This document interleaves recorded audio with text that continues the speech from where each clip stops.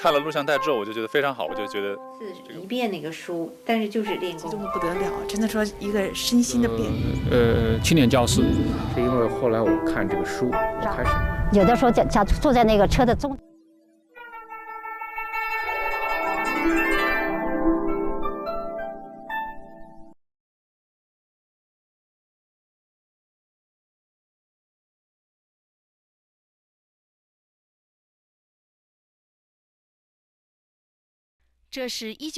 Voici une photo de Monsieur Yu en 1998 à National Square, Washington, D.C., pendant les premières chutes de neige de l'hiver. Il pratiquait le Falun Gong depuis seulement 3 mois. Un jour, un de nos amis pratiquants a pris des photos de nos exercices collectifs. Une photo me montrait appuyant sur mes jambes, car je n'étais pas capable de m'asseoir dans la position du lotus. J'avais besoin d'appuyer sur mes jambes pendant un long moment. Cependant, je savais que le Falun Gong était vraiment très bon. C'est une voie juste. Ma première impression du Falun Gong était qu'il était très positif. C'était ma première impression. Après que les gens ont appris les enseignements et les exercices du Falun Gong, beaucoup étaient inspirés pour commencer la pratique. Mais pour ceux qui venaient de commencer à pratiquer, quel était leur état de santé? Un groupe d'experts médicaux a mené une étude en 1998. L'étude nous a montré les données suivantes.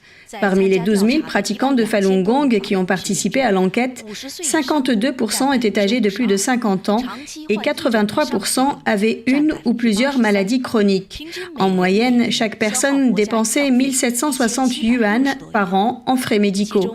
Beaucoup avaient des antécédents de maladies récurrentes qui n'étaient pas guérissables par les médecins. C'est ce qui les a amenés au Falun Gong. J'avais 7 types de maladies. Une maladie coronarienne, une tumeur cérébrale causant un apport sanguin insuffisant, cataracte, syndrome de Ménière et un disque vertébral bombé de la 2e à la 4e vertèbre cervicale. Mon cou et mon corps ne pouvaient tourner que comme une seule ligne droite. Souvent, je me disais que je vivais une vie très misérable. J'étais hantée par l'idée de me suicider. Quel est le plus grand bénéfice que vous avez obtenu de la pratique du Falun Gong? Le plus grand bénéfice, c'est que mon corps a connu des changements fondamentaux de l'intérieur vers l'extérieur. Avant de pratiquer le Falun Gong, j'avais des problèmes dans tous mes organes internes, jusqu'à l'insuffisance cardiaque. J'étais en train de mourir.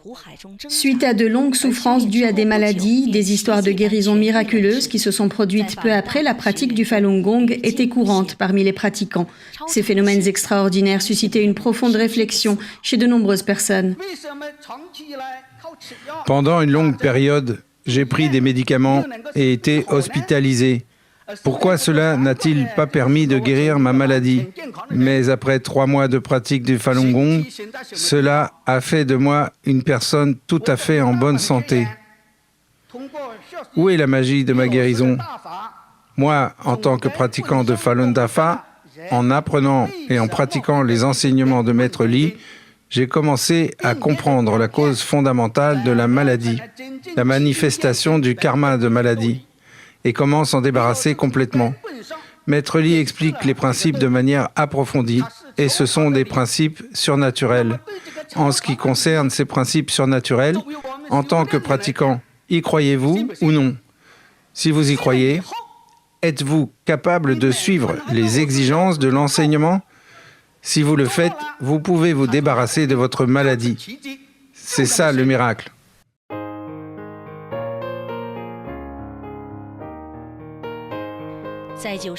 Dans les années 1990, il était courant de voir des pratiquants de Falun Gong s'exercer en plein air malgré les conditions climatiques extrêmes. Leur groupe d'exercice dans de nombreux lieux publics formait une scène unique au petit matin. Si vous ne l'aviez pas vu par vous-même, vous n'auriez pas cru qu'autant de personnes se rassemblaient pour faire ces exercices à 5h30 du matin le 26 août.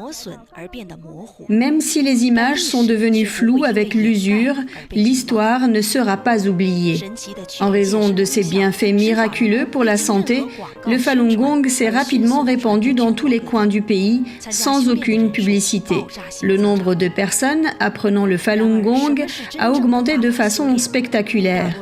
Cependant, la plupart des débutants avaient peu de connaissances de ce qu'était la cultivation temps. Dans les premiers jours, la plupart de leur compréhension était de faire les exercices avec diligence.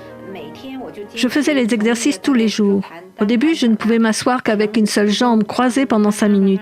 Petit à petit, en persévérant à faire l'exercice tous les jours, je pouvais m'asseoir pendant 15 minutes, puis 30 minutes, et plus tard plus de 40 minutes.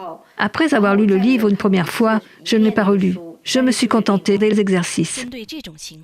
Concernant cette situation, en décembre 1995, M. Li Hongzhi a écrit « Effectuer un rituel pour me demander comme maître, instruisant les disciples à suivre le Fa ». L'article disait « Ceux qui se cultivent réellement sans avoir d'esprit de recherche obtiendront naturellement tous les gongs, tous les Fa, tout est dans le livre. La lecture du Dafa leur fera naturellement les acquérir. Ceux qui l'apprennent connaîtront un changement naturel et automatique en répétant la lecture, ils seront déjà dans le Tao ». Le livre que M. Li Hongzhi a demandé à ses disciples de lire à plusieurs reprises est ce livre appelé Zhuan Falun. Aujourd'hui, les personnes à l'étranger peuvent acheter des livres sur le Falun Gong en librairie ou par téléphone ou les télécharger gratuitement sur Internet. Ils n'ont aucune idée à quel point il était difficile pour les gens en Chine continentale de posséder un exemplaire d'un livre sur le Falun Gong.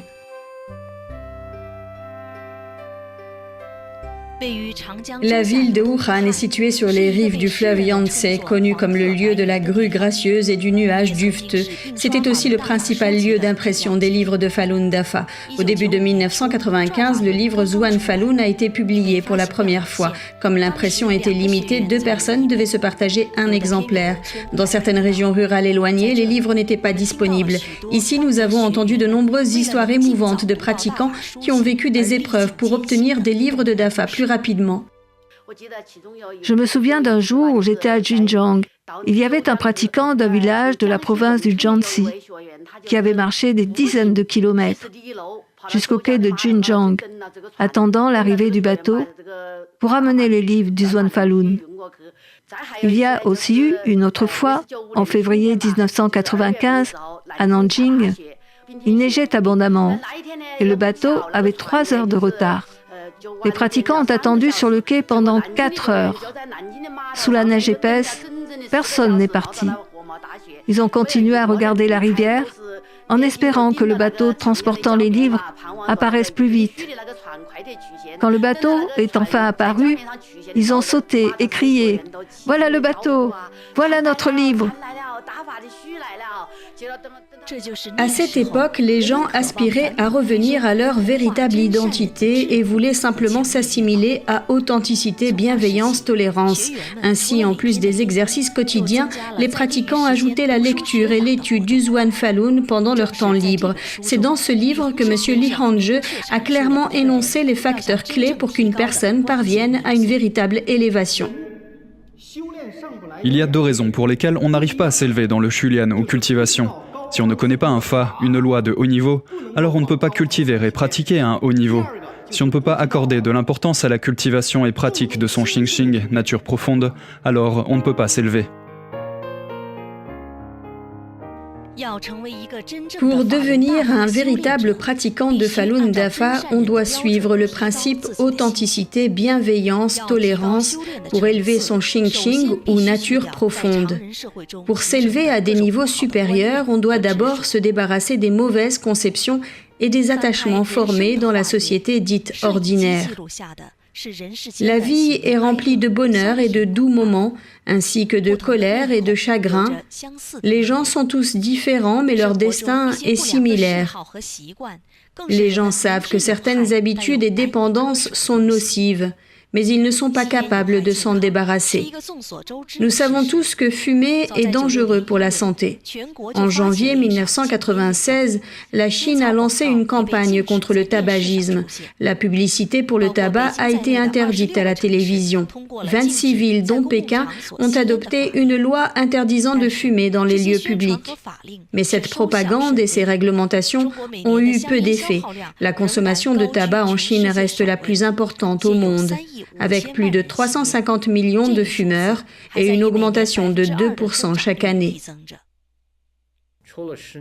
J'ai fumé pendant 10 ans, 1 à 2 paquets par jour. En outre, j'ai pris une très mauvaise habitude. Une fois que j'avais allumé une cigarette, je fumais cigarette sur cigarette sans pouvoir m'arrêter. Plus tard, après avoir lu le livre, j'ai commencé à comprendre. Je pensais que la vie était imprévisible, courte et pleine d'amertume.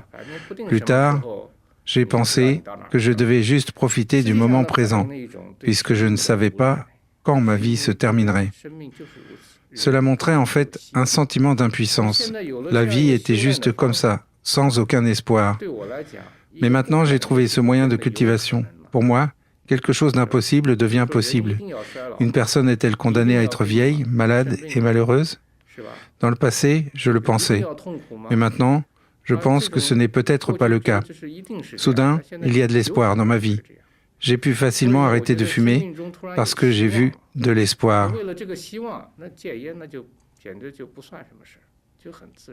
Les pratiquants voient le monde, l'univers et la vie d'une toute nouvelle perspective. Cela leur permet de se débarrasser plus facilement des mauvaises habitudes et des dépendances, sans ressentir la douleur et les rechutes précédentes.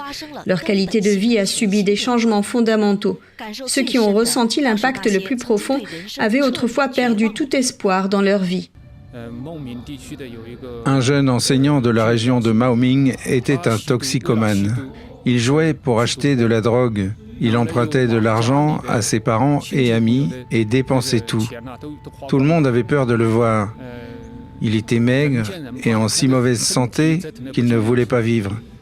Puis il a eu la chance de rencontrer Dafa. Sous la bénédiction de la puissance de Dafa, il s'est rapidement débarrassé de sa toxicomanie et a arrêté de jouer. Il était une personne complètement changée. Quelques mois plus tard, il a écrit un partage d'expérience. Il a dit que les drogues avaient fait de lui un fantôme, alors que Dafa lui a permis de redevenir humain. Nous avons été très touchés par son histoire. Comme ils commencent à nettoyer leurs problèmes mentaux et physiques, les pratiquants rencontrent des difficultés inattendues dans le premier stade de la cultivation. Beaucoup essaient toutes sortes de Qigong dans leur recherche du vrai sens de la vie. Lorsqu'ils découvrent le Falun Dafa, ils trouvent tout à coup les réponses aux questions qu'ils se posaient sans pouvoir y répondre. Vous pouvez imaginer à quel point ils sont enthousiastes. Comment équilibrer la cultivation et la vie de famille est un grand problème que de nombreux pratiquants peuvent rencontrer dans les premiers stades de leur cultivation. Monsieur Li Hongzhe en a parlé en détail dans ses conférences. Certaines personnes, après avoir appris le Falun Gong ou d'autres exercices de Qigong, ne traitent plus leur fils avec affection.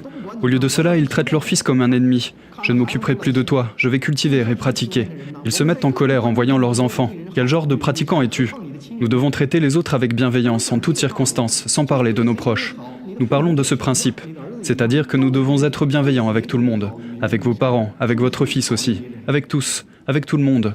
Sois bienveillant et attentionné envers les autres, à tous égards. Ton cœur ne sera plus un cœur égoïste et ne se limitera plus à ta famille. Il sera plus général, s'étendant aux autres, à tout le monde, avec compassion. Le professeur dit de regarder à l'intérieur. Je regarde donc à l'intérieur de moi chaque fois qu'il y a un conflit dans la famille. Je peux trouver mes propres attachements et autres problèmes chaque fois. Ma vie de famille s'améliore de plus en plus. Mon mari m'aide maintenant à faire le travail de Dafa également. Regarder à l'intérieur lorsqu'on rencontre un conflit, se demander d'être une meilleure personne, se demander si l'on peut s'améliorer dans la vie de tous les jours et essayer continuellement de s'élever. Les pratiquants ont découvert que leur mentalité était en train de changer petit à petit.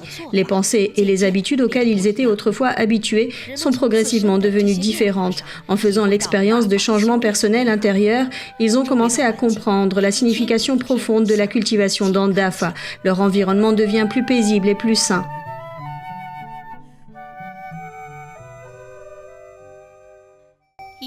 1997 marque la 20e année d'ouverture de la Chine au monde extérieur. Alors que l'économie progressait, la société connaissait un déclin rapide des critères spirituels et moraux. Corruption, prostitution, gangs mafieux et d'autres problèmes sociaux étaient répandus. Les gens se sont habitués à ces problèmes et allaient même jusqu'à dériver avec eux. Au printemps 1997, dans la ville de Dalian, au nord-est du pays, une grande conférence de partage d'expériences du Falun Dafa a eu lieu. Dans la communauté des pratiquants, la relation entre la perte et le gain est fréquemment évoquée. Parmi les gens ordinaires, on en discute également. Comment nos pratiquants doivent-ils traiter les pertes et les gains? C'est différent des gens ordinaires. Ce que les gens ordinaires veulent, c'est le gain personnel et comment vivre bien et confortablement. Nos pratiquants ne sont pas comme ça. Ce petit garçon de 4 ans est en train de lire un passage sur les principes de gain et de perte. Les pratiquants de Falun Gong les mettent en pratique chaque jour. Nous prenions le bus pour Tianjin tous les jours, pour assister aux conférences du professeur. Tous les sièges étaient libres. Celui qui monte en premier a une meilleure place dans le bus. Ceux qui arrivent après doivent aller dans la section arrière, où les sièges sont plus bosselés. Au début, les gens couraient vers le bus, afin d'obtenir un meilleur siège. Mais plus tard, ce n'était plus le cas. Les gens laissaient les autres passer en premier. Certains s'asseyaient sur les chaises ajoutées au milieu. S'asseoir là était très inconfortable pour un trajet de plus de 2 heures. Tout le monde aurait en principe préféré un siège normal, mais ils voulaient tous que les autres passent en premier. Alors ils ont pris les sièges entre les allées.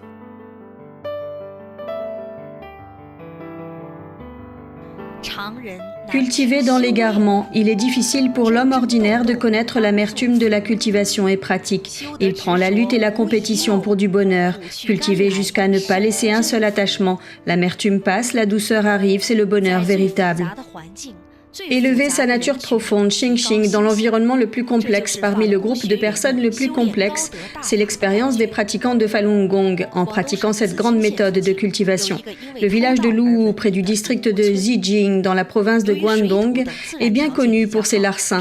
En raison de son bon environnement agricole naturel, le gouvernement local a construit un verger de 99 acres près du village. De façon inattendue, les villageois ont pris le verger comme une source d'argent facile. Quand la saison des récoltes est arrivée, presque toutes les familles sont sorties pour voler les fruits et vendre leur butin sur le marché. Ce problème est devenu le plus gros casse-tête pour les autorités locales. Chaque année, d'importantes ressources étaient dépensées pour protéger le verger. Certains voleurs arrêtés ont même dû défiler publiquement.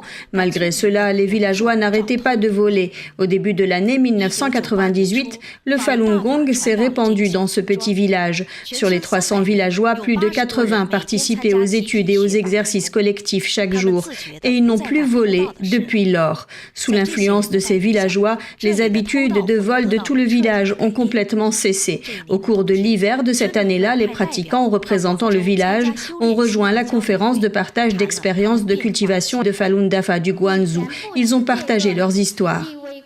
Auparavant, je ne connaissais pas ce principe, et je pensais que prendre la propriété publique était justifié. Si je ne vole pas, d'autres le feront. Maintenant, je comprends le principe pas de perte, pas de gain. Pour gagner, il faut perdre. Je connais aussi le principe selon lequel les personnes qui font de mauvaises actions obtiennent une substance noire, le karma, et en retour perdent leur précieuse vertu, le te. Un fonctionnaire du gouvernement du canton de Linjiang, profondément touché, a dit « Votre Falun Gong est si bon » et a joué un rôle que même la loi ne pouvait pas faire respecter.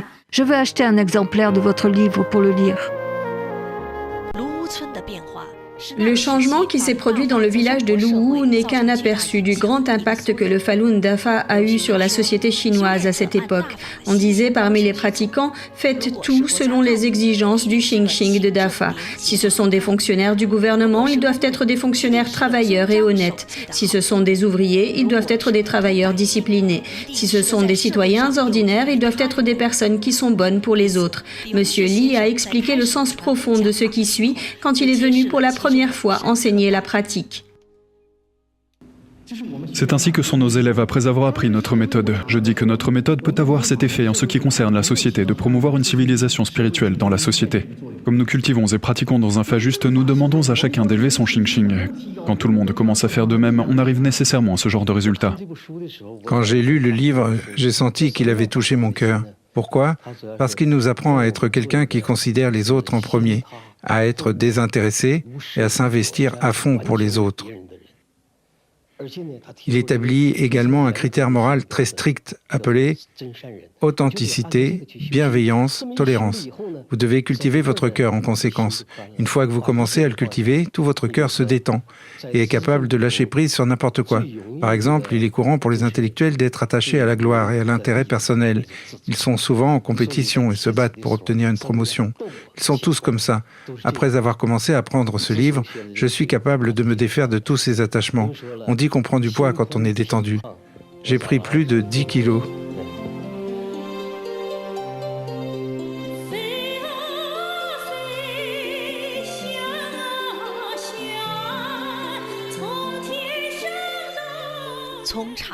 D'une personne ordinaire à un pratiquant, juste comme ça, beaucoup ont commencé un parcours sans précédent sur le chemin pour revenir à leur véritable origine.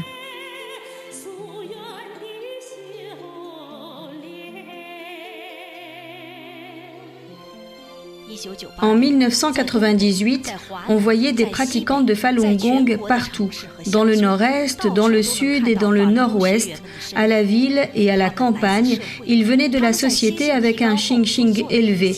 Ils ont joué un très grand rôle pour la stabilité de la société et ont élevé le niveau moral de la société. En novembre de cette année-là, M. Li Hongzhi a écrit un poème intitulé « Rire ». Je ris, les êtres s'éveillent. Je ris, la grande loi est transmise.